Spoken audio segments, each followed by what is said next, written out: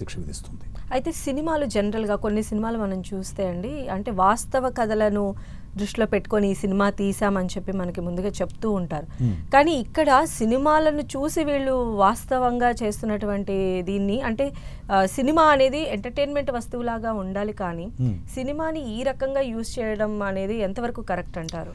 అంటే సినిమా అనేది ఒక మాధ్యమం అండి. మాధ్యమాన్ని ఎలా ఉపయోగించుకోవాలనేది ఆయా దర్శక నిర్మాతల మీద ఆధారపడి ఉంటుంది. సో సినిమాని సమాజాన్ని ఎడ్యుకేట్ చేయడానికి ఉపయోగించాలా, ఎంటర్టైన్ చేయడానికి ఉపయోగించాలా, డబ్బు సంపాదించడానికి ఉపయోగించాలా అనేది ఆయా దర్శక నిర్మాతల మీద ఆధారపడి ఉంటుంది. ఈరోజు సినిమా అనేది పూర్తిగా డబ్బు సంపాదన ఒక మార్గంగానే ఉపయోగపడుతుంది నేను అనుకుంటున్నాను. ఎందుకంటే మెజారిటీ ఆఫ్ ది మూవీస్ అలానే ప్లాన్ చేసుకుంటున్నారు. ఎన్ని వందల కోట్లు ఖర్చు పెడుతున్నాము, ఎన్ని వందల కోట్లు సంపాదించాలి అనేది ప్లాన్ చేసుకుంటాం. మనకు వచ్చిన బ్లాక్ బస్టర్ మూవీ చూడండి, smuggler is the hero. Smuggler is the hero అంటే ఏం చెప్తున్నారు మీరు? ఒక రకంగా సినిమాని ఓకే మనం షార్ట్ కట్లో కూడా గొప్పవాళ్ళం కావచ్చు అనే విషయాన్ని ఇండైరెక్ట్గా చెప్తున్నారు.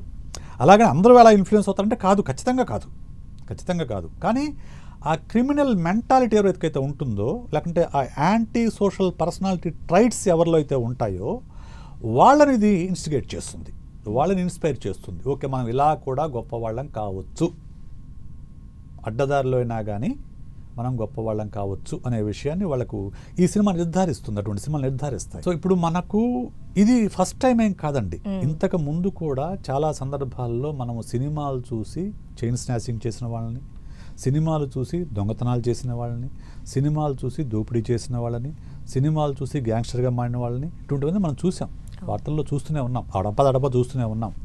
అందులో ఇది కొత్తగా కొత్త కోణం ఏంటంటే అసలు శరీర భాగాలు కూడా కనపడకుండా మాయం చేయటం అనేది కొత్తగా ఈ సూక్ష్మదర్శిని సినిమాతో చూసి నేర్చుకున్న విషయం.